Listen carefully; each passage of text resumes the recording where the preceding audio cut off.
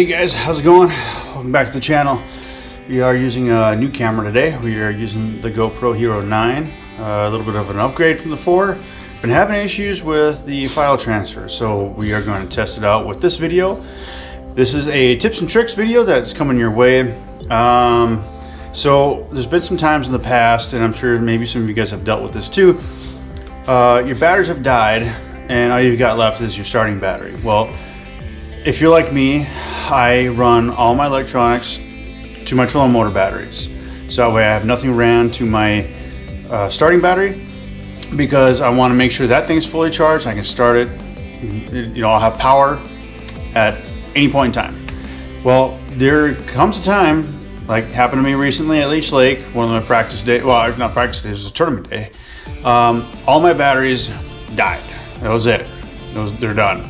So what I did something beforehand, so that way I could have a graph on my console in order to get get back to the dock, or just to even get around the lake, because there are, you know, a couple areas where you got to watch for rocks and shallow reefs, and you really want to make sure that you're not going to hit anything and rip off your lower unit.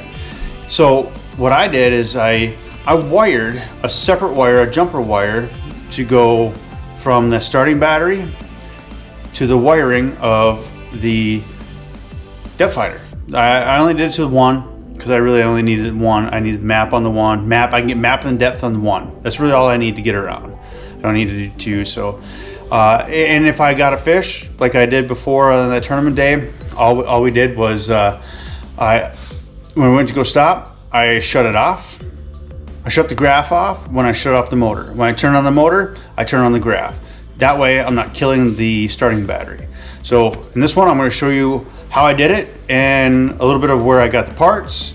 And it's pretty easy to do, and it's a really good little safety tip. That way, if you are ever out and about, and you know, all your batteries, that even if you got like a separate house battery for your electronics and that goes dead, this way you have a backup plan in case that happens. So flukes happen. So I mean, sometimes batteries, they just die for no apparent reason. Well, there's apparent reason. There is a reason, but you know, so a lot of times I don't know why. But anyways, this kind of helps prevent you from getting stuck and stranded and running without a graph, which can also be dangerous depending on where you're at, especially a river. Or that has sandbars and whatever, or in my case I had reefs that I was, you know, just kind of trying to dodge, I guess. So reefs and shallow rocks. So here I'll show you how I have mine set up.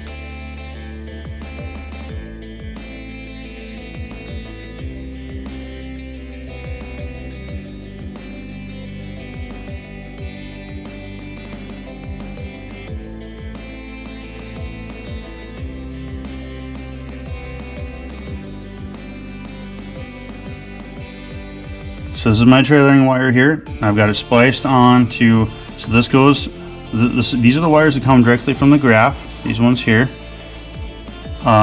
And these are the wires down here that come directly, it's hard to see, sorry. These are wires right here that come directly from the unit itself.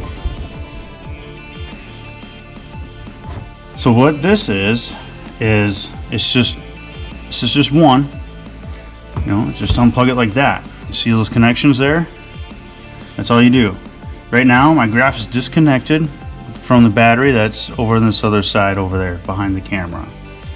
Now what I need to do, if I need to connect this to the starting battery, I have it all pre-rigged. You're gonna have to buy 2 of these, by the way, so technically this is just one like that. Okay, so this is like this, these 2 here come as like one set. So, and I bought 3 sets because I needed the way I have it wired, but just figured out how much you're gonna need. For me, I needed technically 2.5, which is weird, but I got these 2 here. So now this is graph, battery, they're now disconnected, the original battery. Okay, so what I did here is I got this wire here, and I've got this labeled as just some electrical tape, $8.99 jumper. So $8.99 is my graph that I have at the console, and so I just keep that tucked back in there. But this goes to my starting battery over here, and I got it buried here.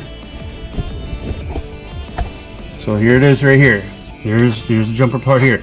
Now I put one here just for ease, just in case I could need to disconnect it. I'm not sure why, but just for safety.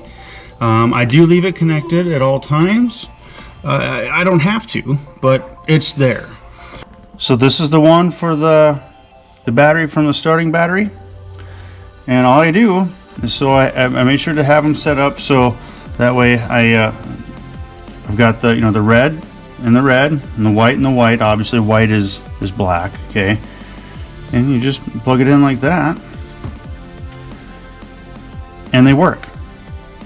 I'm not going to turn the graph on for you, but that's all I did, and I do that for a safety measure just in case. And all you got to do is unplug it, and then I'll show you here. I just tuck it back into here and it's out of the way, and then I just plug this guy back in. I just plug this guy back in here, just like that. We're back in business. Original battery, depth finder. So that's just a little something that I do for safety precaution, just to make sure that I don't get stranded out there without a graph.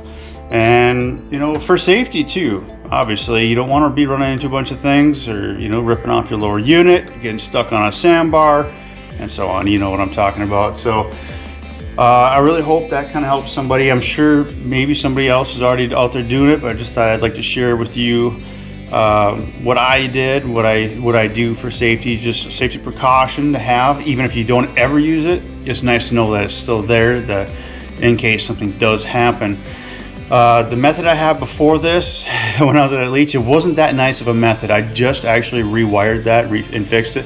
All I did really was 2 wires, and I twisted them together. So when I was on the water, it took me a while to get them hooked up.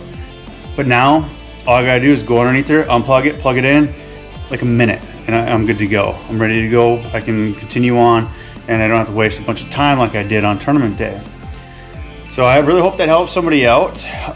This is another part of the series I'm going to do for a new series, I guess, of tips and tricks. I'm going to try and show you guys a bunch of things that work for me, and some of the things that really help me when I'm out there fishing or boating, and you know, maybe that'll help you guys too. So stick around for some more of these. If you like this kind of stuff, please hit subscribe and hit that smash that like button, and we'll catch you in the next one.